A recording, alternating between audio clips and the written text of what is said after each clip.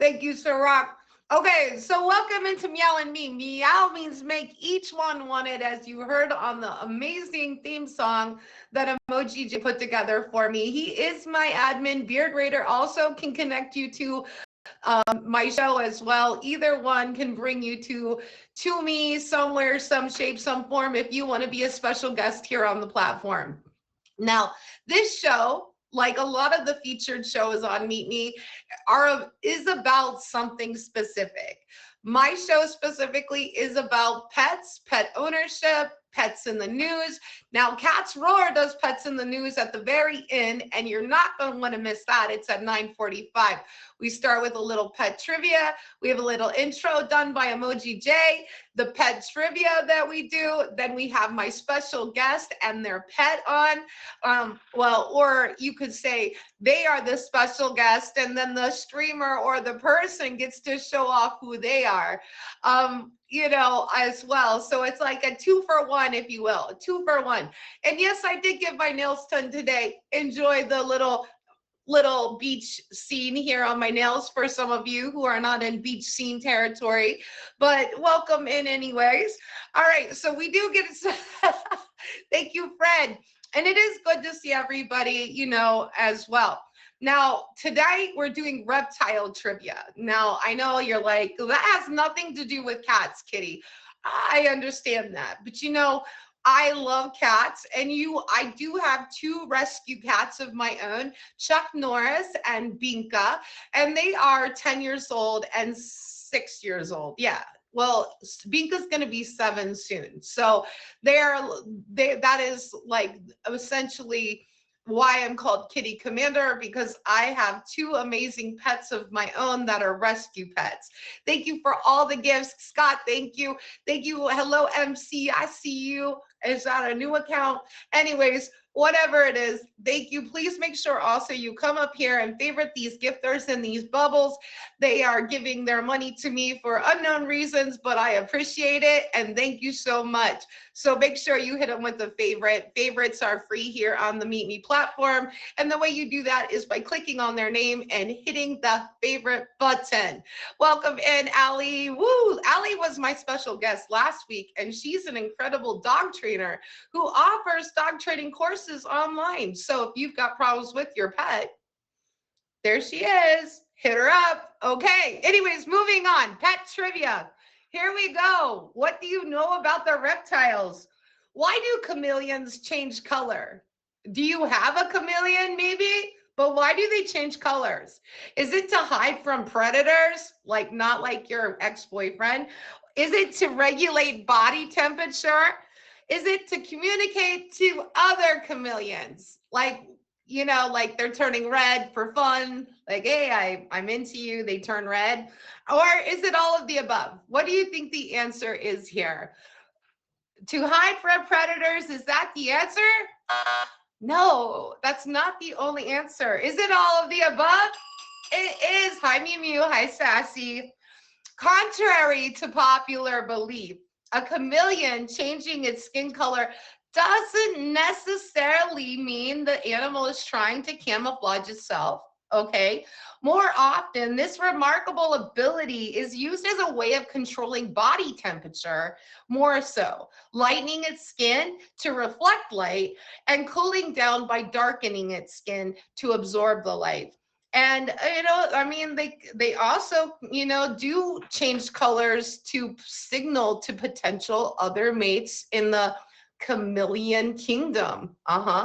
They like, oh yeah, I'm gonna get a little pink right now because I want to look spicy. I don't know what color they turn when they want to attract a girl or a boy chameleon. I'm just throwing pink as my favorite color, so of course that's it, right?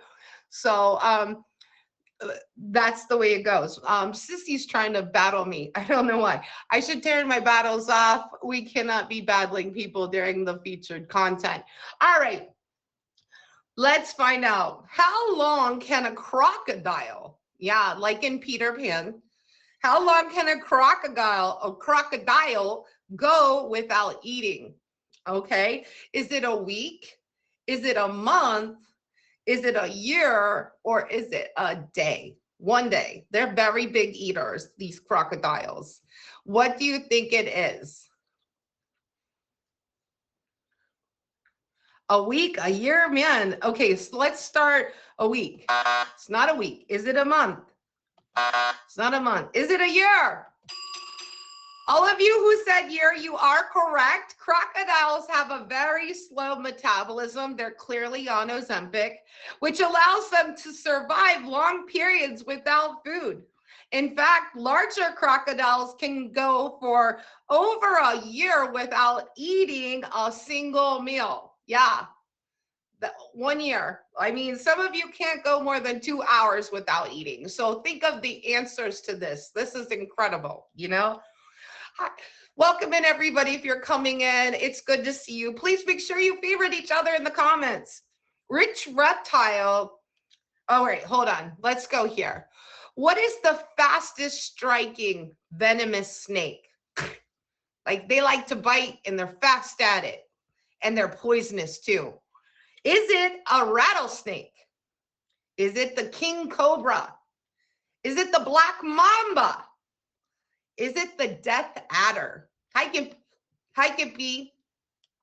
Man, you guys are all over the board. Not the trousers. It's not the black mamba. Is it the king cobra? It's not the king cobra. Is it the rattlesnake? No, it's not that either. It is the death adder. Yes, the death adder can attack, inject venom, and go back to striking position in less than, you ready? 0.15 seconds. 0.15 seconds. That's so fast. I can't even imagine. All right. For some of you, this next question may remind you of your grandparents, okay? Which reptile doesn't have any teeth? Is it a turtle? Is it a gecko? Is it an iguana? Is it Emoji J's grandmother? Like, no, is it a Gila monster? Is it a Gila monster? A turtle, a gecko, an iguana, or a Gila monster? Oh, you're gonna go with grandma? Oh, you're probably my grandma. I see. Okay, iguana? No. Is it gecko? No. Is it, who said turtle? Turtle? Oh, Mew Mew or Rican, somebody. Anyways, turtles appear to have lost their teeth, about 150 million years ago. Their upper and lower jaws are instead covered by horny ridges. Carnivorous turtles usually have knife-sharp razor ridges for slicing through their prey. Herbivorous, well, plant-eating turtles have serrated edges that are horny ridges that cut through tough plants. They use their tongues to swallow food, but unlike most reptiles, thank you, Storm.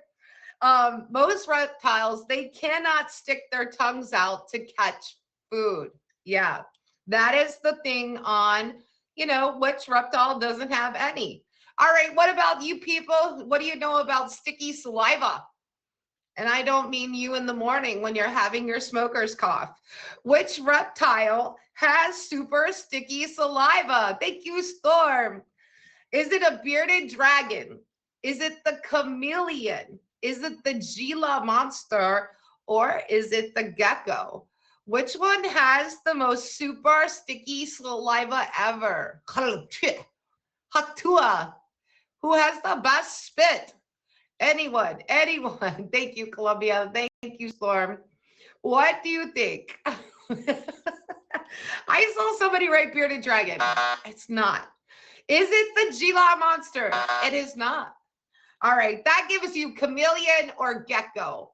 Chameleon or gecko. Who do you think has the best saliva? Thank you guys for all the gifts. Is it the gecko? No, that means it is the chameleon once again. Chameleon saliva was found to have an average viscosity of 0.4 Pascal seconds, making it about 400 times thicker than human saliva. This sticky spit helps the chameleon capture prey weighing up to 30% of its body weight with using only its tongue. Some of you may be interested in getting a chameleon after this. I'm just saying. I don't know.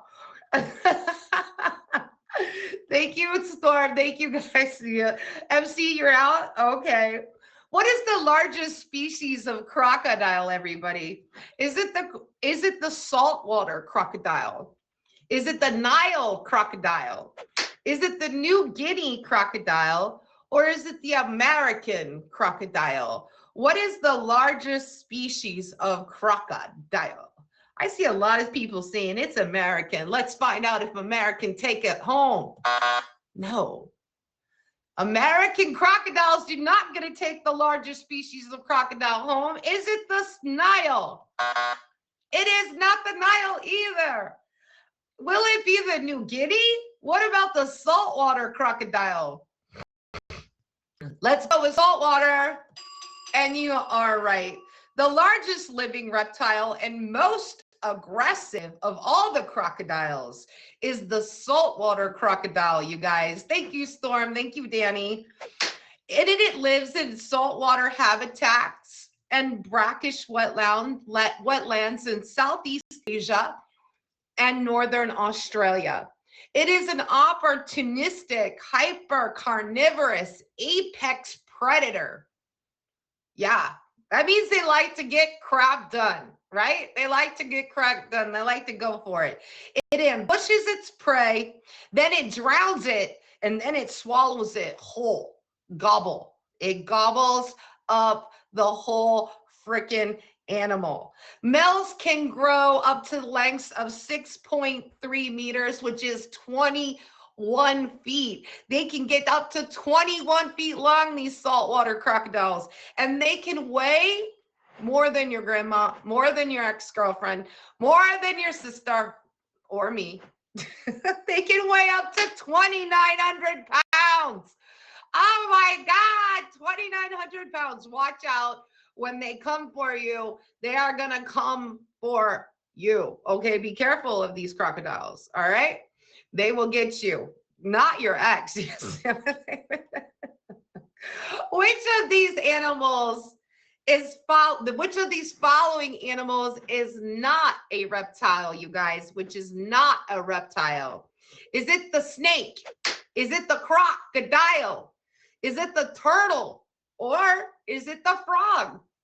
Which one of these is not a reptile? A reptile. Everyone says it's frog. Let's see. You are correct. It is the frog. Thank you so much, Storm. Frogs are amphibians, which is not reptiles, okay? They spend much of their adult life on the land, but in their larval stage. As tadpoles, they live in the water. Yeah. All right. This is the last question of the night. And then my special guest, Danny, is coming into the box to show us off his pet. Now, this is a question about tongue action. How fast can a chameleon's tongue travel? Okay, this is for all of you to impress somebody random someday. How fast can a chameleon's tongue travel? Is it 579 miles per hour? Is it 57 miles per hour? Is it 5,795 miles per hour? Or is it 5.7 miles per hour? Ooh, this is a spread. We're going to go with, we see 57? No. Is it 5.7? No. Is it 5,795 miles per hour, Kitty? The answer is yes. Thank you, OG Lucky. Thank you guys for all the gifts. A chameleon's tongue, thank you, Chaos Kitty, can go from 0 to 60 miles per hour in 1/100 of a second. That's about 200 times faster than the fastest car that's ever been made. The fastest chameleon tongue belongs to the rosette-nosed pygmy chameleon, which can shoot its tongue more than twice the length of its body at about 8,500 feet per second, which is 5,795 miles per hour. Yes, that is correct. Yeah. Some of you thought you could really do it fast, not as fast as the freaking chameleon, man. That rosette nosed pygmy chameleon, they win. They win. Okay, they win. Now, I want to take, if you're just coming into the show, that is the enough of pet trivia for this week. Hopefully you got something to take home to people about the reptiles, sharing the reptiles, giving the reptiles, some information. I see you. Thank you, Prince. Thank you, Jersey Nation. You guys, please make sure you come up here. Favorite all of the gifters in these boxes in the circle. Make sure you give them all some love and hit them with a favorite as well. Favorites are free. And if you're interested in being on my show with your pet, okay, hit up Emoji J, Beard Raider, or hit me up directly on Instagram and tell me directly you want to be on this show. And we will put you on the show on a future episode. Now, welcome it, okay? It's good to have you here, all right? And my next part is going to be with Flirty Danny. He's bringing his pet to show off to all of us tonight. So welcome in, Flirty Danny. I'm getting there, Danny. I'm getting there. There you are. Oh, wait. I can't hear you. Speak again. Hello? Okay, thank you. There we go. So, Danny, do tell me about, who do you have to show off for all of us, and what's their name? Chase. This is Chase, an Irish setter who is trying to take off this leash off of himself right now. Okay, you said an Irish setter? Yes. What made you want to get an Irish setter? Well, he was actually born in a barn, and my cousin hit me and my mom up, and asked if we wanted a puppy. And I did not know how big Irish setters got. I didn't know anything about them. So I'm like, okay, this is a new dog for me. Let's see and let's have fun with him. And yeah, it's been an interesting ride for the last year and a half. Oh, so okay, you got him about a year and a half ago. How old is he? He is turning 2 soon. So yeah. So almost 2 years old? Yes. Okay, bet. All right, so you got him kind of it kind of sounds like a little bit by surprise. It's like your dog of surprise. Yes, it was.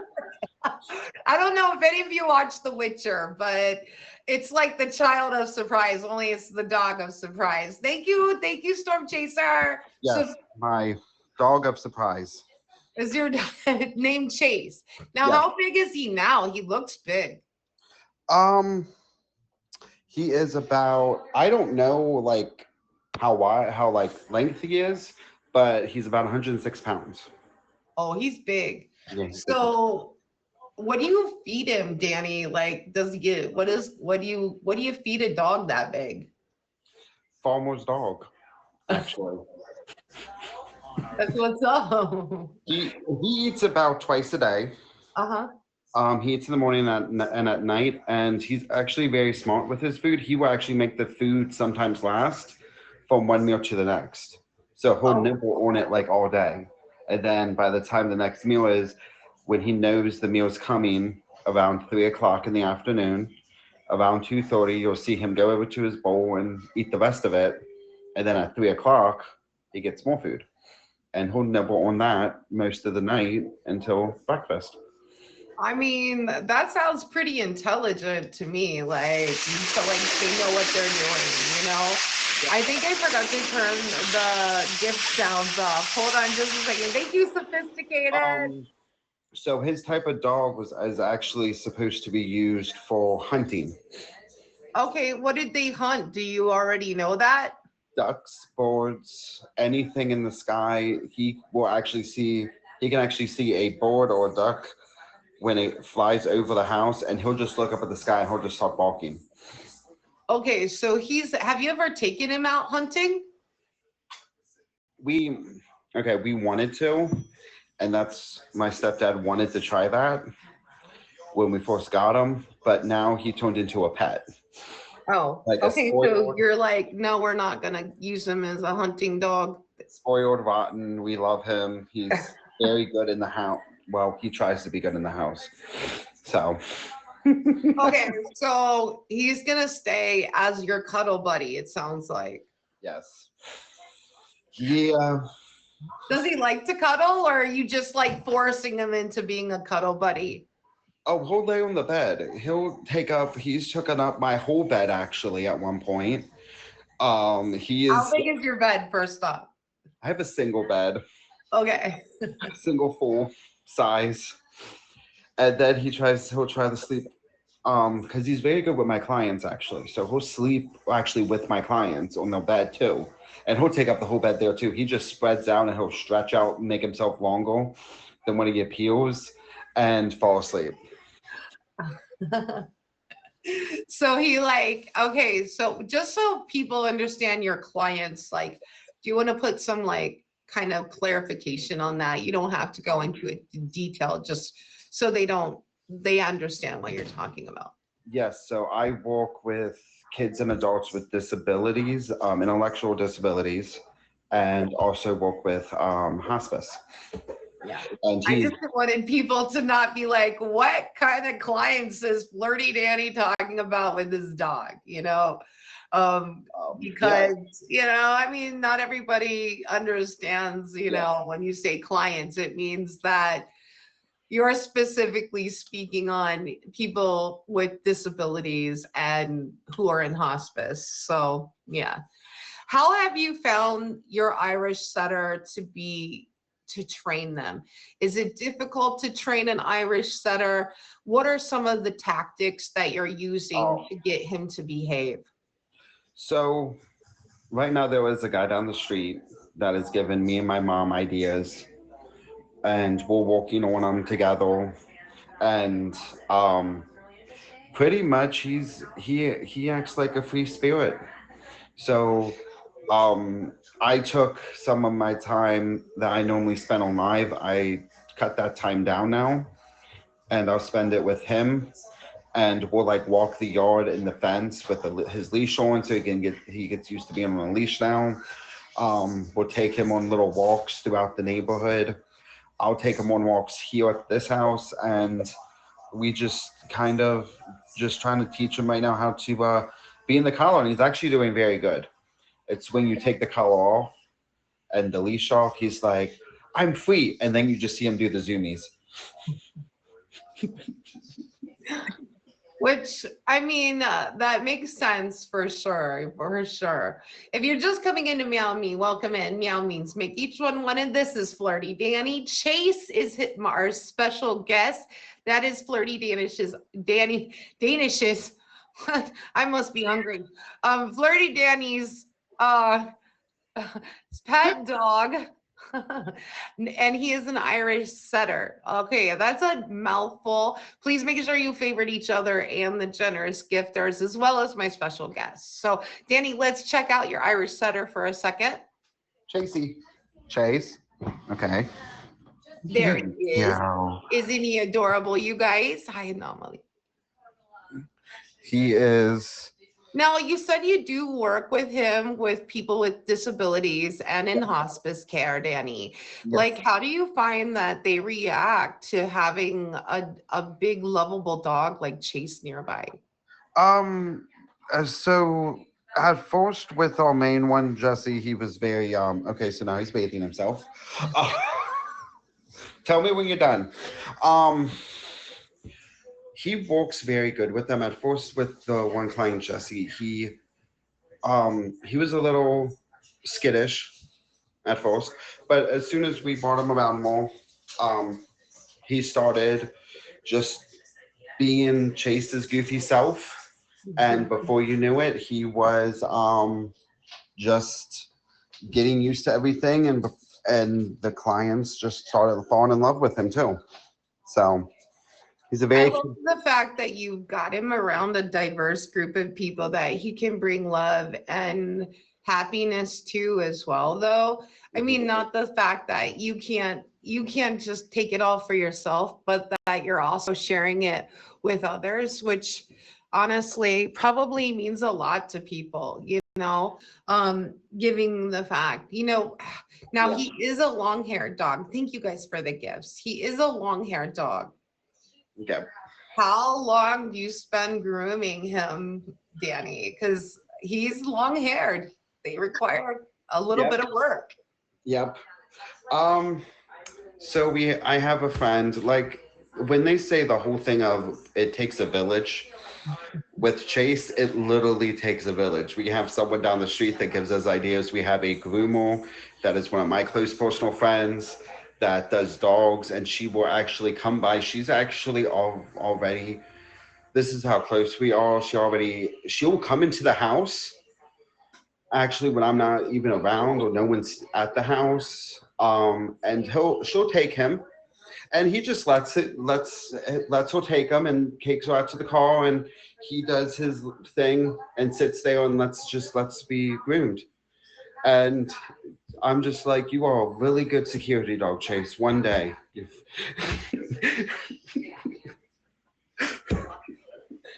I mean, he just lets anyone pick him up, take him on car rides, bring him back home. well, I mean, well, yeah. I mean, you're going to be yeah.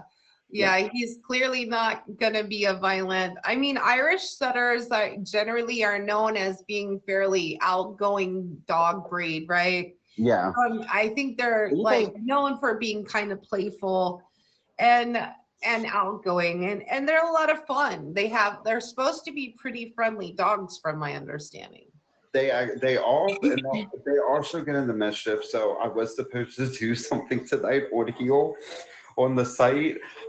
Chase had other plans with toilet paper. Oh, what did Chase do? We found out he found out he likes two pie from Quilted. So it's I think it's his favorite flavor so far. Also memory foam. So, Wait, so what did he do? He got into the toilet paper? all of it. As I'm making dinner. And so after dinner, me and my mom looks and we're like, oh, this happened.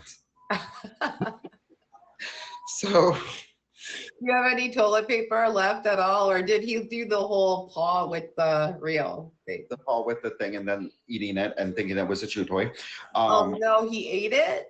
Yeah, he ate some of it. We got most of it though. So yeah. Better We give have him to a little watch him. butter. We have to watch him very carefully at times. They are very mischievous dogs. If they see the slightest thing that looks like a toy, they will go after said toy. I mean, okay, so what other naughty little things does Chase get into besides eating all the toilet paper? I mean, my brother used to do that when I was a kid. He used to use all the toilet paper, not replace the roll. But this is different, everybody. It's not the same. I'm sorry. But Chuck Norris did go through a phase where he liked to take the toilet paper roll and roll it all out. So I've been there. Yeah. He likes fences too. We've had to replace panels in our fence a couple times. We've been on the phone with the vet a couple times with some items. I go up to Horseshoe, Pennsylvania a lot. I do some promo work up there. And I brought him back some stuffed animals. and they may last like 2 hours. Oh, he And likes to really tear into them. yeah, and with that comes us watching him because he likes to eat the squeakers inside of them too, of these toys. So we have to watch him very carefully with certain toys. Wait, has he ever ate a squeaker and then pooped it out? Close to it, but we've gotten the vet is actually was able to put their hand like down. She was able to put her hand down the throat and like help us remove the squeakle. Oh man. You have okay, now is the next question. Do you have pet insurance for all this mayhem? Yeah, I bet you do. I bet you. But honestly, he's teaching me a lot about being a pet owner because I do want more pets in my future. Yeah. So he's teaching me a lot. He keeps me on my toes. Is this your first pet, Danny? Yeah. Yep. You're learning on a hard one, I see. Well, I want turtles, frogs, and like little like animals. So this is probably going to be the biggest one I probably will have in my life. Now, is he full grown at 106 pounds? Yes, he's actually considered overweight right now. We have to get him down 10 pounds. What do you have to do to kind of get him to that level of weight? Well, the funny thing is, most of it is muscle in him when we found out. And he'll sometimes run for a good 3 hours before he tires out and comes in and wants a drink of water and wants to lay down. So he has a very slow metabolism. So it's pretty much just kind of like with us, like portion control when we want to lose weight, like portion control and just exercise. And he does the exercising and he's good with our portion control now. So, yeah. I mean, it sounds like you've got a good strategy for helping him maintain a good weight loss as well, which is good. I mean, what's your favorite story of you and Chase together so far? I mean, you've had him for about a year and a half, you've had him since he's been pretty small. Do you have a favorite story or moment so far? Probably right around when we brought him home because he was still very little at 5 months and very little. And I didn't think he started growing until like 6 or 7 months, maybe. So, just when we brought him home, he was like very tiny. My mom was holding him. My mom comes out of this big lifted truck getting dropped off. And she almost drops him, and I'm trying to scoop up his bottom, and my mom has him by the head, and we're just trying to lay him down on the ground gently without him jumping out of this truck. Aw, that's so cute. No wonder it's your favorite. Yeah, so he's always been high energy. He's very nice, and he will actually sometimes if I'm doing a project on live or even if I'm doing my live stream in the closet, he will actually sit at the edge of my closet and lay there sometimes until I'm done or until he wants to go outside and play. So yeah, he'll sometimes just sit like right now. This is what I'll do in the closet. He sits there, lays down.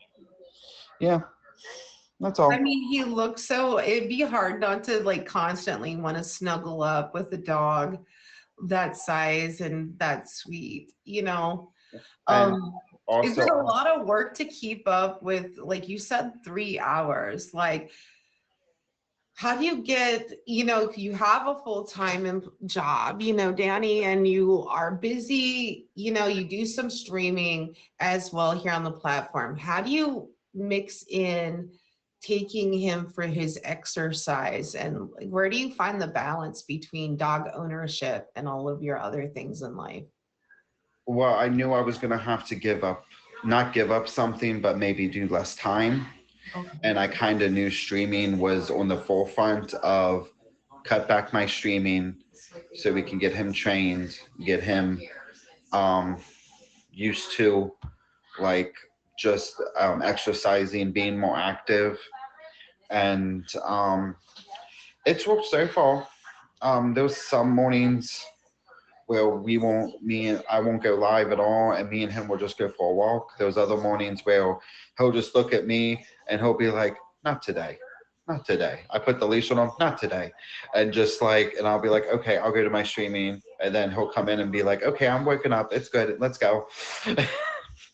So it's just honestly like, um, just like with the balance thing. Like I look at my hobbies first and see what I want to do with what I have to do, and then start making the cuts there.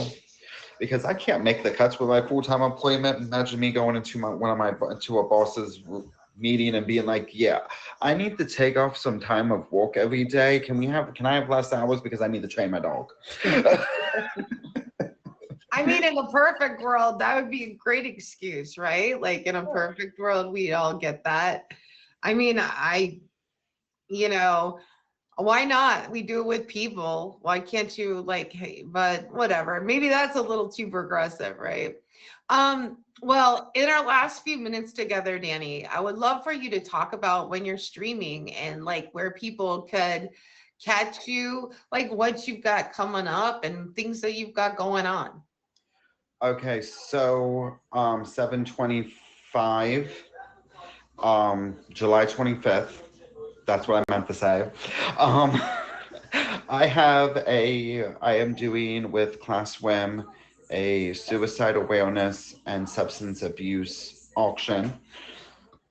Please check out our Instagrams for updates. I have a lot of stuff on there. Um, I work with Kraken some weeks on Into the Unknown at 11 p.m. Eastern, and pretty much I stream at night. Between 6 and 8, I'll get on to like 9 to 12. I mean, yeah, 6 to 8, 9, get off at 9. Wow, until like 12 or 1 in the morning. Most days. Tonight is going to be one of my few times I don't do it. I am, after I leave here, I go to cinema school at 10, and then at 11, I'm on How Geeky Are You with Queen Honey. It sounds like you're really tapped into the Meet Me community, which is a good thing. Can you give some other people who may be watching about like how they could tap into the Meet Me community, like the way you have, Danny? Well, honestly, I really didn't take it that seriously, but when I started getting tapped in, it was when I was introduced to you and Beard Vader, and then I found out Beard Vader was my neighbor. And I've been working close with Beard Vader since. But learning from you helped when I was first introduced to you, and now I'm kind of like all over the site. And it's nice. I like it, and taught me how to grow the following and reach and get out there besides just sitting behind the camera. So balancing now between streaming and commenting is something I'm trying to balance out a bit. It's good. It's good. So if you guys are interested, hit Flirty Danny with a favorite. You heard he's got a lot of where he can help you understand how to tap into things. He's been there and done that, and he's still doing that to this day. Let's see Chase one more time, Danny, and then I'll let you go. Yeah, he found a new toy. It's called the leash. So Chasey, You he's a guys, little isn't he adorable? He's so Chasey. adorable. Yeah, he's just trying to figure out what this thing. What I don't know if he just rediscovered the leash or not right now, but it's okay. But He yes, has what he has. So, you guys, thank you so much, Danny, for sharing your pet with us tonight. yes, anytime, and I'll see you guys over on IG, and let's get into it. So, let's get into it. I love it. Thank you, Danny. So, if you're just coming in, welcome into Meow and Me. This is a featured pet show here on the platform. Flirty Danny was our guest tonight with his dog Chase. It's an Irish setter, and go check it out. Like, he's adorable. Now, the next segment that we have, if you've not come up here and favorited these amazing gifters, please take a moment to come up here and hit them with a favorite. Favorites are free. Hit me with a favorite as well. Also, our next segment is called Pets in the News. Now, this is done and brought to you by Cat's Rar, okay? And she is our Pets in the News, and she brings us all the little interesting things and tidbits and things here on the that may be like of interest or of like just thought provoking about pets. We never know what Cats is going to give us. Cats request the box, and then we will get started. But you guys, like, the best part about this is that we always never know. Like, it's like a big surprise, and I'm always excited to see what's going to happen. So I can't wait to see what Cats has this week. Hi. Hey, Cats, how have you been? I am good. I am feeling good, and I'm happy to be back and seeing your beautiful face. And hi, everybody in the chat. No pressure. I'm hoping that these stories strike some interest. They're a little different than stuff that we've talked about before. So the first article that I was checking out kind of talked about how homeowners or apartment dwellers, whoever, are more so incorporating their pets into like their home design, how they decorate, the furniture that they buy. Whereas before, and I know that I'm probably guilty of this, a lot of times you would buy a crate and maybe put it in the corner of a room or tuck it away where people couldn't see it. But now you see how, whether it's a pet crate or an enclosure for a bird or something like that, they kind of make them more fancy and home decorish, these days. And of course, we're paying for those things. Thank you. But this is kind of what the article that I read was talking about. So they said, it's about function meeting. They said four-legged charm. So whether it's your cat, your dog, or your two-legged pets, or your no-legged pets. Wow. It's about, there are a lot of retailers or home designers who are, kind of putting that together for people who are designing their homes, or for people like me, you know what I mean? Sometimes you just don't want to have that big ugly crate in your living room. So, you can get something like a piece of furniture that is a crate, but that's still functional. Which also, honestly, like, I love, because, like, let's think about that for just a second. Yeah. Like, your dog lives with you. Sorry, just like anything, So that makes sense. Okay, tell me more. Yeah. So the other thing, again, I don't think this is much of a surprise, but there's almost like a new standard of luxury as well. Because when we're thinking about these home items, it kind of runs the gamut. There's the the $39.99 piece of furniture crate that you can buy on Amazon, or there's the $5,000 piece of furniture that an interior designer may convince you to buy for your home. So it's kind of opened a new market, but also I think for people in different, I don't know, incomes or whatever you want to say, different tastes, different amounts of money to spend, that there's a lot of new options out there to kind of meet that luxury as well. Ooh, is it like Louis Vuitton? Can you imagine? I mean, I guess if I was rich, but even then, like, I don't think I could do it. It just seems so easy. You wouldn't do it, Kat? I think so. I wouldn't be. I'm not a hater. I just don't think I would do it. Do you know what I mean? Like a geeky dog bed? Nah. You know what? My dog loves her $19.99 dog bed that I have to buy like every 6 months. We're good. Every 6 months, I need the replacement. Yeah, she likes to hump her bed. It's a problem. But anyway. The other thing that they talk about is that there's a lot more options for like what they call pet-proof foundations. So for different types of flooring or things that you're putting into your home, manufacturers and people who design these products are taking pets a lot more into consideration, where before it was really just about look or maybe ease of installation, that kind of thing, and still durability. But now you also think about, is it easy to clean? Will it resist, urine from a pet, or, whatever it might be, or the nails of a pet, things to think about. So there's a lot more of options there. And last but not least, they say it's about embracing every family member. So whether you're designing, your kids' room or your man cave, just embracing that, your pets, whatever kind of pet you have, is part of your family. And so I think in some ways it's kind of playing on an opportunity for companies to make more money on people. But I also think maybe for people who, how do I want to say it? I think I'm like, who want their home to look a certain way. And so they're tucking away those crates and things like that in separate rooms, that this is an opportunity to kind of bring it all together in a positive way.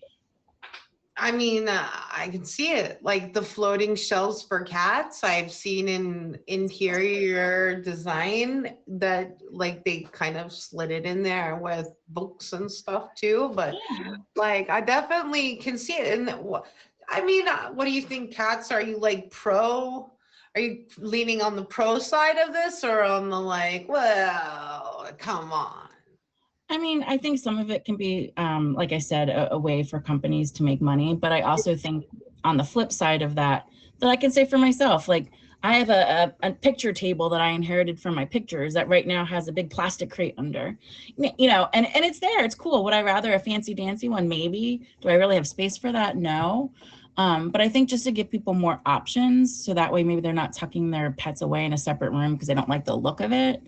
Is a positive thing. And I guess in terms of the economy, if it's giving people jobs to make this stuff, truthfully, right? then I'm all for it. So I'm all for it. Yeah, me too. Like, I especially like the idea of like the flooring stuff, Yes, because oftentimes I know, at least since I've had pets, I've always had to consider those things. When I buy a couch, I'm like, is this going to be durable when my dog jumps on it?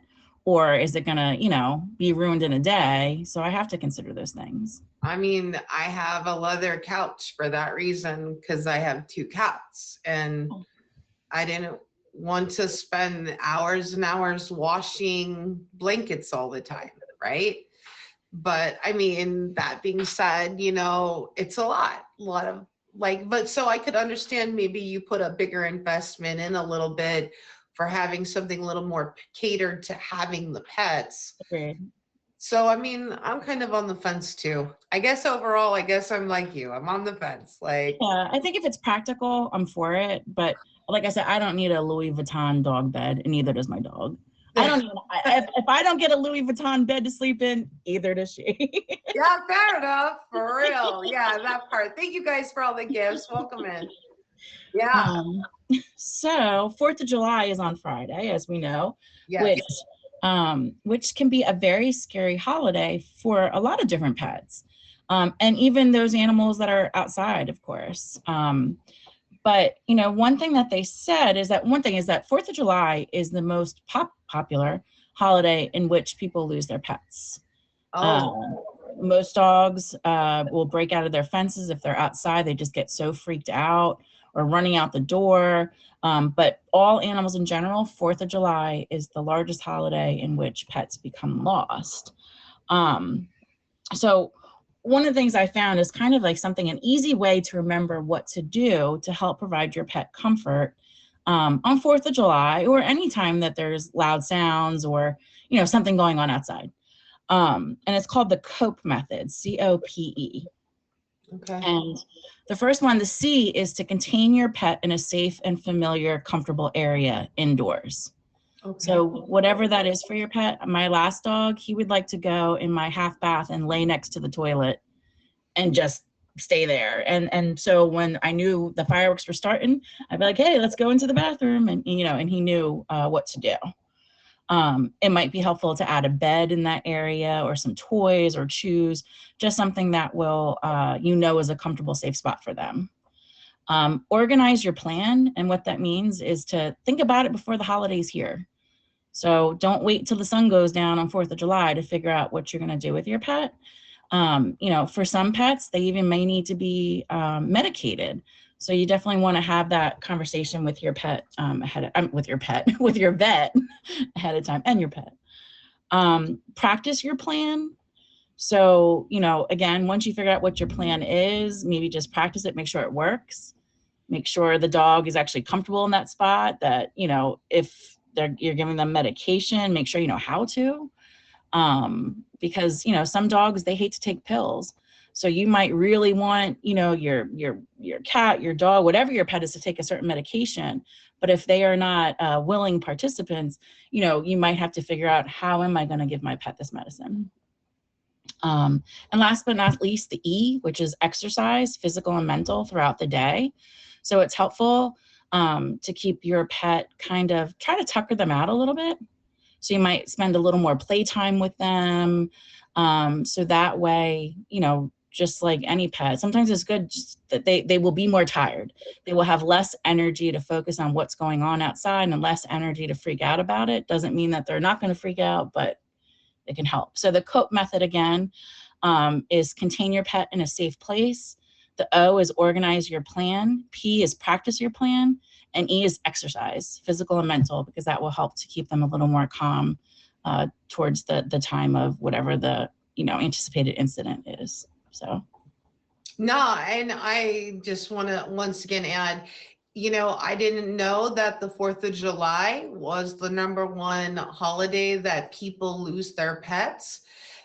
That in and of itself should be telling, if you have a dog or a cat, either one, whatever your pet is, you're going to want to make sure that you hear what cats is saying. Like, don't think that your cat or dog who was fine last year may end up being fine this year. They may be older, maybe they're maybe they're brand new and haven't been through this before. What you don't want to do is roll the dice and then end up having to hunt for your dog or your pet for the next 6 months, or at the pound, or at your neighbor's house. Like, the COPE method, once again, cats, was what? C is to contain your pet. O is to organize your plan. P is to practice your plan. And E is to exercise your pet. Try to tucker them out a little bit. Yeah. And I think that if you're doing these things, like, you're probably going to have your pet the next day at July the 5th and not be, hungover looking for your dog in the neighborhood. So yeah, really good. Yeah, absolutely. And I guess a personal advice is, don't take your pets to go see fireworks. No. It's just not smart. I see it all the time, when you go to like parades or firework events. No pet, honestly, even if they don't show outward signs of stress, they're definitely not comfortable. I mean, I know sometimes I'm not comfortable when I'm sitting that close to a fireworks show. Imagine if you're an animal and you can't really even process the concept of what's happening. So just that's my 2 cents there. No. And too, you could startle an animal. Like, the dog who took and bit like this much out of my face was a dog that I knew. Oh, wow. So that's why I talk with a little bit, like, you'll see here, there's a scar from here all the way through the back, because this much of my lip was gone. And it was a dog that I knew, and it was because it got startled. Oh, wow. So some really important information that you guys are hearing. Don't forget that just because they're your pet doesn't mean that they can't get startled and do something that they normally wouldn't do because of fireworks, or just all the loud noises, or being overstimulated and overwhelmed. A lot of times we act out of character in those situations, which means that your pet will definitely, even with the best training, it could happen. So maybe just leave them at home. Absolutely. So, and to end, I'm all about politics. I like to talk about politics. So this is politics, but not political, if that makes sense. Fair enough. So they say propaganda, how politicians use their pets to convince you of their humanity. Oh, yeah. So thought it was just interesting because, you know, you kind of, I remember as a kid, you know, thinking it was kind of cool that there was a pet in the White House, whether it was like Socks the cat. You know, I thought it was cool when Obama got a dog. And so it was just kind of interesting to think back about the different pets and then kind of some opinions that I had never heard either by other world leaders of these presidents and their pets. I guess maybe I never paid attention, but what was kind of interesting, and forgive me for reading, it was just a lot of information, but no, that's fine. Did you know there's even like a museum that focuses on the pets of presidents? Never knew that. I mean, I would go to that, to be honest with you. So if anybody wants to go, let me know. We can get a bus. But I just thought it would be interesting. And really what the article talks about is that, you know, presidential pets are like micro celebrities. And as I mentioned, there's even a presidential pet museum. Yeah. Dogs like Obama's dogs, Bo and Sunny, if you remember them, they were the cutest. They have their own Wikipedia pages, complete full biographies and media coverage.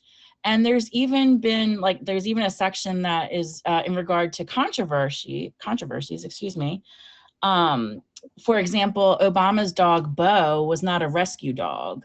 It was a dog that they got from a breeder. And, you know, people lost their minds because it wasn't a rescue dog. Kind of interesting. And I get it, but you know what? Like, they lost their minds. George W. Bush's Scottish Terrier, he had a Scottish Terrier named Barney, who starred in 11 government film productions. Who knew? Including Barney Cam, Barney Reloaded, Barney's Holiday Extravaganza. I mean, interesting. I had never heard of those. I didn't know all this was happening either. That's crazy. And what's interesting, this is what I had never heard, is that a lot of people gave George Bush, and this would be George Bush Sr. Let me just double check that. I believe it's George Bush Sr. George W. Bush. Wait, is that, I don't know if that's I think they're both named George, aren't they? But like, you can tell I'm not a big Bush supporter, so my the apologies. Nancy one, maybe. But Karl Rove, if you remember who he is, called Barney, his dog, a lump. And Putin, one of our, well, who I think we're all familiar with from Russia, suggested that Bush seemed unmanly because of the dog. And I was like, what? I mean, I'd be like, Putin talking shit. You know, excuse me. But about the president because of his dog, which I thought was bizarro. And it says some White House functionaries spent time making full transcripts of Barney's motion pictures, which can be found in the Bush archives. The demand for information about Barney was so great that the Bush White House made a dedicated site, barney.gov. That's bizarre. Wow. Even prospective presidents through the years have also attempted to showcase their pets, I guess in hopes of either drumming up more votes or just trying to humanize themselves, because, you know, a lot of times when people are in elections or they are holding seats, whether it's in the White House or other legislators, sometimes you don't necessarily see that human side of people. So I do think it can be effective, you know what I mean, to show your pets, and that's something that's relatable because people of all different backgrounds, socioeconomic class, it doesn't matter. We all have pets. But it's just kind of funny. And then kind of to bring it all together, Donald Trump, who's our current president, does not have a pet, which I don't know if everybody knew that, but there are no pets currently in the White House. And he called the idea of having a presidential pet phony. And that's a quote. And he rejected a golden doodle that was offered to him by a rescue. That even his son, Barron, who was younger at that point, I'm assuming it was during Trump's first presidency, you know, Barron fell in love with the dog and Trump said no. And he said publicly, how would I look walking a dog on the White House lawn? So just kind of, you know, just interesting. They said Trump's even been accused of hating dogs because his consistent use of the word of calling people dogs. That he dislikes, whether it's reporters or other people that he has deemed that that he does not like. But Trump isn't, should I say, there's been a lot of discussion over the past couple of years about not having a dog in the White House. Is that some sort of standard? And, you know, how that makes Trump stand out, not necessarily in a positive light. But again, it's just interesting. I guess the question is, do you think that if Trump had a dog that people would view him any differently? If he was, you know, on the White House lawn petting a golden doodle, or, you know, holding a Siamese cat, would we view him differently? And maybe not just Trump, but if any of the past presidents didn't have, you know, pets, how would we view it? So just kind of an interesting thought, because if you think about all the beloved pets throughout the many, many years that have been in the White House from really the beginning of time, you know, the beginning of